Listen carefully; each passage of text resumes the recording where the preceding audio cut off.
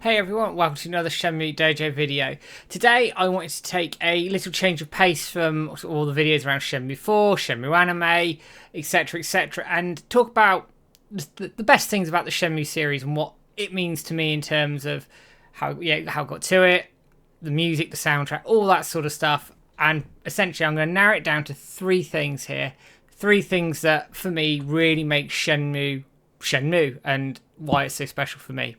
So we're going to go through my three. They are the soundtrack, the world, and the characters. They're quite predictable, I guess, for Shenmue fans, but we will have different reasons as to why this is the case. So let's dive in. The soundtrack. The soundtrack is unrivaled in gaming, quite frankly. It's one of the best gaming soundtracks I think you will find ever, anywhere in the world, and I mean that genuinely. So much so, it's in the Classic FM Hall of Fame. Back in the day, they scored pieces for specific scenes. They had a full-on orchestra for this thing when recording all the music. They've got a plethora of tracks that are unused that even to this day are absolutely fantastic. But with Shenmue, never ever has music been so important in games. When you think to that opening cutscene, the music sets that scene. It's sinister, it's dark, it's nasty. The encounter on the rooftop, which sounds really, really epic when you're having that stare down with Landy. Coming into Niaoui with Shenmue 3 and that flow of the Lihang River when you're coming in and you're on the boat. It sounds fantastic. The soundtrack, the music, changes with the mood, it changes with the settings, it changes as you move through Ryo's journey, and it's unrivaled quality to this day. I think in terms of capturing a mood, capturing the atmosphere, Shenmue's music is second to none, and I mean that wholeheartedly. I've got some favourite tracks. I mean, the main Shenmue theme is a motive even to this day. Imagine, back to E3 2015, you hear that from the first time in years. It still punches you in the gut. Waves of Morning Haze, awesome song, sort of going across the Hong Kong harbour with Wong's boat and everything, superb. Memories of Distant Days, I love that song. It was played at my wedding, for example. It's fantastic when Ryo's being told to eat his carrots. The Harbour Arrival song is Shenmue 1, fantastic song. Guiling and Arrival is another one, and then as I mentioned, Flow of the Lihang River is amazing. It's the Sega Saturn footage as well if you haven't heard it previously before. So the soundtrack, you can still check this out. It's readily available on YouTube. If you want to check it out through official channels, you can check it out on Spotify. I'll put the link in the comments below. Data discs are selling the Shenmue 1 LP still. They've got some in stock. The Shenmue 2 one I don't think is in stock at the moment. Limited Run Games was selling the Shenmue 3 soundtrack, and you can still score the Shenmue 1 and 2 Japanese Special Edition, which does come with special soundtrack, which is the sort of uncompressed stuff from the game. So it sounds different. You can tell the tracks and where they've come from, but it's their full instrumental feel, and they are awesome. And actually, they ended up in Shenmue 3, a lot of these tracks. And for Shenmue 2, it was probably the first time we'd had a lot of those tracks even on a physical disc. So they're well worth checking out. They're available sort of on eBay, buy Japan, get them imported over, whatever. So then moving on, the world in Shenmue. The world building across all three Shenmue games is fantastic. Shenmue 1, obviously debuted to Japan. It's really homely. Everybody knows Ryo. You have the routines of the NPCs, going to work, going shopping, doing whatever they did. They all knew Ryo, they all knew his friends, they all knew what he was up to, and it felt like home. Games these days struggle to convey that for me.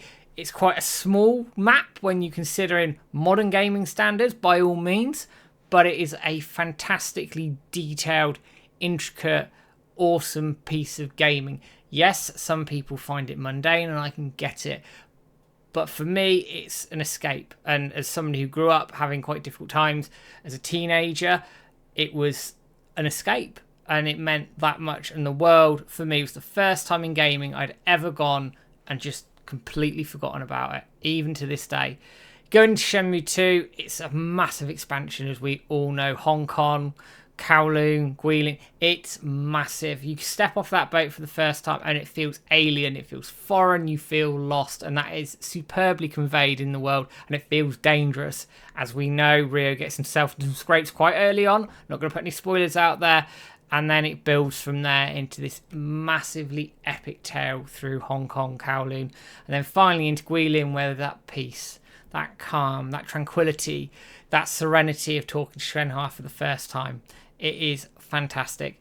And then Bailu Village in Shenmue 3. Yes, okay, there are some people out there who, rightly I think, would say, why is the arcade there and things like that. But the feel of Bailu Village felt like Dobuita. It felt like home, and it was fantastic to go and visit that place for the first time. People were wary of you.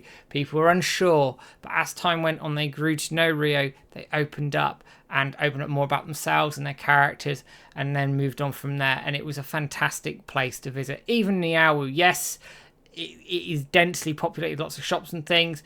It does feel more like a bit of a Wanchai type place. Maybe needed a tiny bit more work on it, but the atmosphere there is beautiful. The buildings are fantastic, and it is so close to the one-to-one in Fenghuan, which is the city it was based on. It is just testament to the realism they put in there. But when you combine the world, the buildings, the NPCs, all of it together, just creates this package that you can lose yourself in very, very, very easily. And then finally, the characters. Now, I'm not going to sit here and talk too much about the main characters, so like Rio, Nozomi, Xiuying, Ren, Shenhua, even Landi, but it's the other characters around them that make Shenmue what it is. So you talk about Shozo at the harbour training Rio for the first time, training Shadow Blade, Shadow Step. Those moments, those characters are what do Shenmue justice and what give this amazing world its character, its feel, its familiarity in some respects, but also it teaches you as you go. These characters teach you as you go. Jianmin in Lotus Park is another one. Yagamashi knowing Ryo's father and having sake with him in the park. Even Master Sun getting battered off his face on wine and then getting Ryo running around doing horse stance, chasing chickens, doing rooster step and training him. All these characters, all these quirks make Shenmue. And I'm even going to throw Goro in there. As annoying as he can be, he is an eccentric part of Shenmue, and it would be lesser without him, as much as it might pain some people to hear that. It has its characters that will charm everybody, and people will recognise these characters and know, even if they haven't really played the series, yes, some are memes, I guess, but do you know what? That's part of the charm, it's part of the quirks, it's part of the character. Bring it on. So, closing this video down, guys, I've just gone on a very brief what Shenmue means in terms of the three things that really make it for me. What makes Shenmue special to you? You know, give us the three best things in the comments from your points of view. Are they different to mine? Are there other ones? Do you agree with what I'm saying as well? And where else, what other things make Shenmue special? Give us a like, share, subscribe on YouTube, Twitter, Facebook, all the usual places, guys. And I will be back with a video probably next week. But for now, guys, take care. Have a good one.